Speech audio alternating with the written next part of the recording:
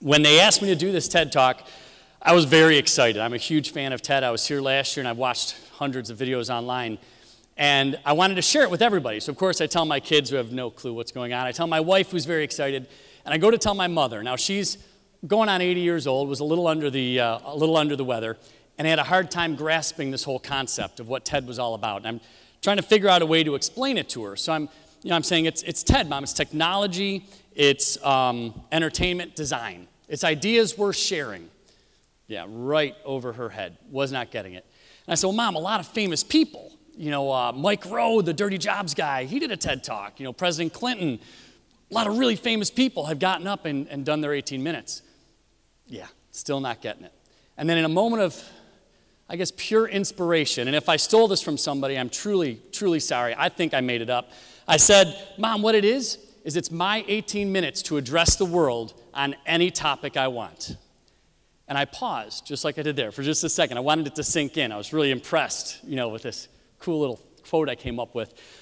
Unfortunately, when I paused like that, it started sinking in on me. And the thought of standing up in front of you, that's a little intimidating. The thought of thousands, if not hundreds of thousands, if not millions of people watching this video someday, the weight on my shoulders grew a little more. And at that moment, I turned to look at my mom for a little bit of encouragement. And she smiled, she got it. She understood what TED was all about, that it's ideas worth sharing. And it's my 18 minutes, one take, live, in front of a studio audience, you know, it's all that.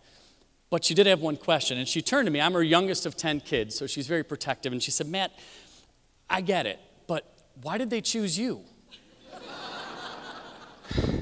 Now, I'd like to think what she meant to say was, how do they choose the people to speak? Or what's the process, you know? But that stuck with me. And of course, when your mother says something like that, it really sticks with you. So I'm internalizing it, and I'm thinking, you know, who's done these TED Talks? We've had celebrities and documentary filmmakers, movie directors, right? All sorts of celebrities. We've had professors and educators, sociologists, economists. The brightest people in the world have given TED Talks. And then the ones I love the most are the dignitaries, the presidents, the business people. Some of the most brilliant minds in our country have given these TED Talks and around the world. And then there's me. A little bit daunting. So I do the same thing I do whenever I have a challenge, and I kind of fall back on things that I did in the past that worked, right? That's what we all do. And I remembered back in college when I needed one more class. I was a junior in college. I needed one more class. And let's face it, my GPA wasn't where it needed to be. So I asked a buddy, and I said, hey, I need an easy A. What do we got? What do we got? He said, I got just the class. Dr. Puccio, who I now apologize to, Dr. Puccio teaches a class called Introduction to Creative Problem Solving. I said, hey, I'm a creative guy. This is easy. I got it. And he was right. It was an easy A. Not so much because Dr. Puccio is a pushover, but because the class was so good. Creative problem solving, for those who don't know, is more than just creativity. We're all creative in our own way. But creative problem solving really puts some structure to it. It teaches us how to go from point A to point B and come up with that creative solution we've really been looking for. And for all the nerds out there, the comparison I can make, it's like standing in front of Dr. Xavier, and he taught me what my mutant power was, and I could harness it. Finally, I wasn't that quirky creative guy, but I could actually put it to good use. And over the next few years, I took a bunch of creative problem solving classes, so much so I actually minored in creative problem solving. I didn't even know that was possible, but I minored in creative problem solving. Dr. Isaacson, the head of the department, actually hired me to work for his consulting firm, and I was completely honored. It blew me away that he wanted me with them, and we would go to Fortune 500 companies all over the world, and not so much teach them creativity, as much as how to lead groups so that you were more creative. And it was mind-blowing. It's one thing to read stuff in books and work with students. It's another when you're sitting in front of CEOs and other incredibly wealthy and important people as a recent grad trying to facilitate this meeting. And there's a bunch of things that when you're brainstorming, and that's kind of the start of the creative process, right? When you're brainstorming, there's a bunch of things that you have to do right. And as a facilitator, that was my job. First and foremost, just like Jeopardy, you form the challenge in the form of a question, right? You don't say, I need to make more widgets. You say, how do we make more widgets? And an amazing thing happens when you start asking questions. Your brain turns on. right? If you say, I need to make more widgets, some of you out there are going to say, no, I don't. Done. Okay, next. This is easy. When you ask a question, your mind, it's powerful. Your mind actually starts trying to answer it, amazing as it is.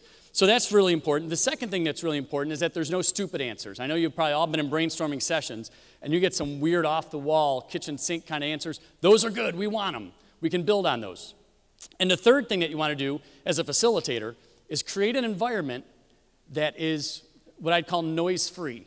There's not a lot of music. There's no cell phones. People can concentrate on what's at hand. So those two things are important. Now, as I was preparing this speech, my ADD kicked in, and I thought, oh yeah, that environment, I like that environment, and of course I completely forgot that I was supposed to be telling you about something really important, and I started thinking about this dude ranch that I used to go to. And when I say dude ranch, an image I'm sure pops into your head, that is this place. It's a throwback. Log cabins, riding horses, cowboys, rodeos. The best story, the first time I went, 12 years or so ago, I had just gotten back from 10 days in Las Vegas. We had done a trade show. It was high energy. I had sales. I was really pushing stuff. Not to mention at night, enjoying Vegas, sitting at the blackjack table, going to shows, all that fun stuff. And if there's the opposite of a noise-free environment, that is Las Vegas. It is nothing but noise. You can't concentrate. There's oxygen in the air. Your heart's pumping a million beats a minute. So I get back. I jump in the car. My wife drives me 5.5 hours north of Albany, top of a mountain, to a little dude ranch. And we check in, and I'm like, this is great. I'm going to have dude ranch, yeah, vacation. And I flop on the bed. She goes to freshen up, and I reach for the phone to order some room service. Well, of course, that image you had of a dude ranch, there's no room service. Not only that, there's no telephone. And I said, oh, whatever, let's get some Sports Center. So I reach for the remote, only to discover there's no remote because there's no TV. I'm starting to freak out a little bit here. Look at my cell phone, I have no bars. And in a last-ditch effort, I open my computer to find there's no Wi-Fi. My wife comes out, sees the look of utter despair on my face, and says, honey, don't worry, it's all good. See, we're here at the dude ranch. They have horseback riding and hiking.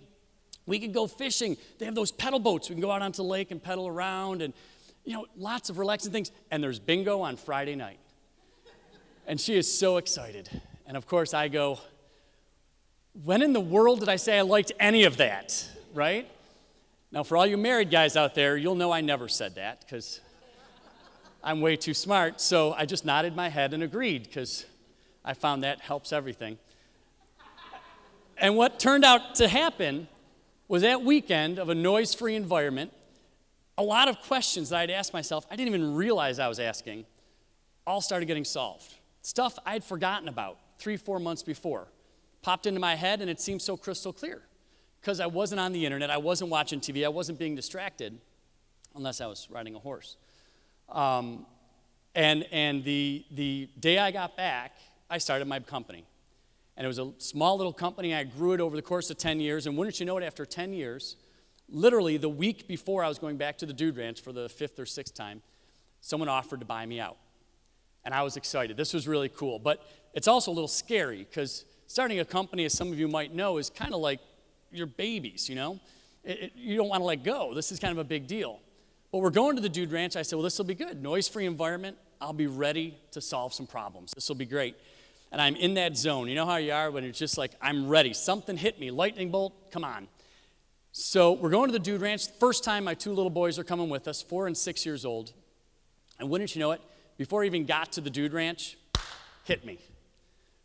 Technically, I should specify, before that huge moment, that life-changing, that I wanted to share with you moment came to me, a 17-year-old girl in a red Chevy T-boned us, flipped us over. We were literally on the side of the road, the guardrail smashed. I could reach out my window and nothing but air. There's a cliff right there. And I apologize, I got a little choked up. But in that moment, I uttered 3 little words. And those 3 little words are incredibly powerful, but I'm not going to tell you right now. Let me first tell you that everybody was okay. The girl, not so much. My family was fine. The boys had some bruises. Unbelievably, the firemen rushed up to our car with the jaws of life ready to get us out, not realizing we had already gotten out. They couldn't believe anyone was alive, much less got out of the car by themselves. But in that minute, right before the smoke started coming in the cabin, and I unbuckled my wife and helped her out the driver's side door window, which is now facing the sky, I uttered 3 little words. Where am I? It's simple, right? You'd expect it. Kind of shake the cobwebs off, and it's like, what the bleep just happened to me? But instead I said, where am I? And what's crazy with car accidents, if anyone's ever been in one, you'll know, is that it doesn't end, right? The insurance company wants you to repeat what happened over and over again. Their insurance company, the doctors, it never ends. Everyone wants you to tell them what happened in your own words. They're like checking each other or something. So I lived it over and over. And what I realized was that I'd catch myself asking myself, where am I, having nothing to do with the accident. And the nightmares ended over the course of months, and we got better, and the physical therapy was finally over, and we were all good. But I kept asking myself, where am I? And what was amazing was my answer was never the same, because it wasn't always about physical. Where am I? My blood pressure's good. The doctor says I have nothing to worry about. I can eat another platter of chicken wings. But the other part of it is when I'm in the car on my way into work, you think, where am I? And I go, do I like my job? Do I like the employees that I work for? Am I good for my customers? Am I good for my employees? Do I get paid enough? Right? We wonder that a lot. And that where am I question was just the start. On Sunday morning, some of you might say, where am I? And the answer might be sitting in front of the TV waiting for the football game to come on. Other people might be kneeling in church and saying, where am I? Do I subscribe to a religion? Do I believe in God? Is there some kind of moral code that I subscribe to? If I do believe in a religion, do I find it difficult? Do I really struggle with some of the tenets? Where am I means so much. Financially, right?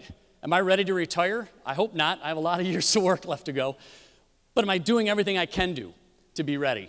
Where am I means so much. And as I listen to all the other TED Talks online and here today, what keep popping up were questions.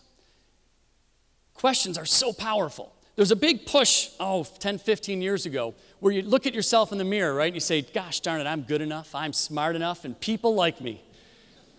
And the thought was if you said it enough, you'd believe it. I say throw all that out the window. Question it. Am I good enough? And then sit back and listen. Take that pause. Because what happens, your mind starts working. And it might say, yeah, not so much. We need to work on our social circle, right? Maybe I need to find some new friends that help build me up instead of always pull me down. Maybe I realize that I spend too much time on Facebook when I'm at work and not enough time getting those reports done. Question everything. Questions are so much more powerful than statements. Right now, some of you may be looking at me going, that guy is awesome.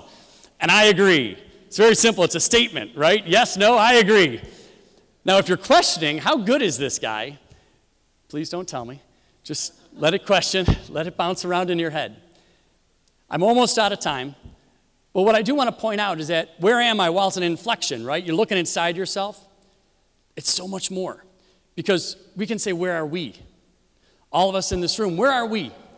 Where's my community? Where's my school? Where's my city? And then sit back in a noise-free environment, relax, and think about it. It might hit you in a minute. It might hit you in an hour. Maybe 6 months from now, you'll go, I got it. This is what we need to do. But the important thing is you start with questions. Thank you very much.